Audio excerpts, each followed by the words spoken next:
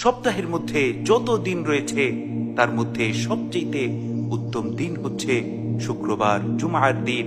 কেননা এই দিনে আল্লাহ রব্বুল আলামিন হযরত আদম আলাইহিস সালাতু ওয়াস সালামকে সৃষ্টি করেছিলেন। এই দিনে হযরত আদম আলাইহিস সালাতু ওয়াস সালামের জান কবজ করা হয়।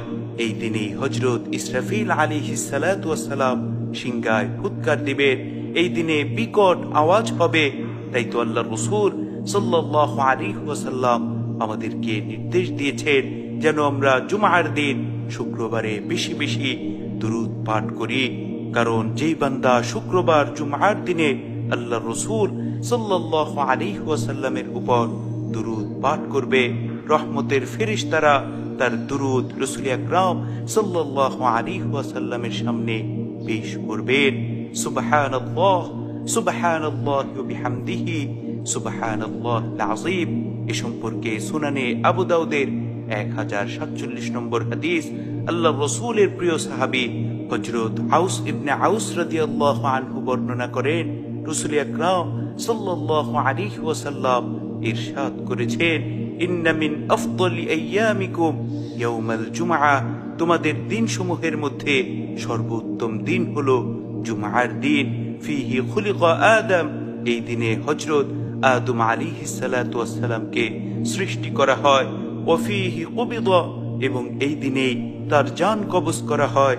ওয়া ফিহি নাফখা, এবং এই দিনেই সিংহায় ফুৎকার দেয়া হবে। ওয়া ফিহি সাকা, এবং এই দিনেই বিকট আওয়াজ হবে।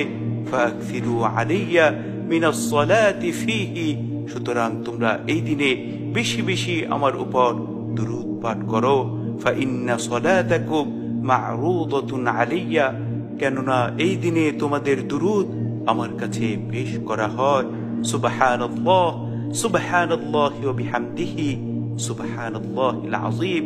আল্লাহর রাসূল সাল্লাল্লাহু আলাইহি ওয়াসাল্লামের মুখে এমন কথা শুনে সাহাবায়ে কেরাম রাদিয়াল্লাহু আনহুম জিজ্ঞাসা করলেন, ইয়া রাসূলুল্লাহ, ওয়া কাইফা তু'রাদু সালাতুনা আলাইকা ওয়া ক্বাদ আরিমতা, ওগো আল্লাহর রাসূল, কিভাবে আমাদের দুরূদ আপনার সামনে পেশ করা হবে? আপনি তো মাটির সাথে মিশে যাবেন।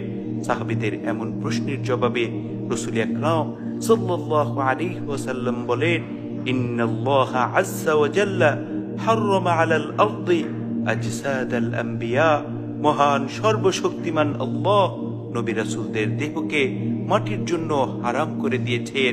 নবী রাসূলদের দেহকে মাটি কোনো ক্ষতি করতে পারবে না, অর্থাৎ নবী রাসূলদের দেহ যেমন ছিল তেমনই থাকবে। সুবহানাল্লাহ, সুবহানাল্লাহি ওয়া বিহামদিহি, সুবহানাল্লাহিল আযীম। এজন্য আমাদের প্রত্যেকের উচিত হচ্ছে জুমার দিন বেশি বেশি আল্লাহর রাসূল সাল্লাল্লাহু আলাইহি ওয়াসাল্লামের উপর দুরূদ পাঠ করা। আল্লাহ রব্বুল আলামিন আমাদের প্রত্যেককে রাসূল আকরাম সাল্লাল্লাহু আলাইহি ওয়াসাল্লামের উপর বেশি বেশি দুরূদ পাঠ করার তৌফিক দান করুন। আমিন।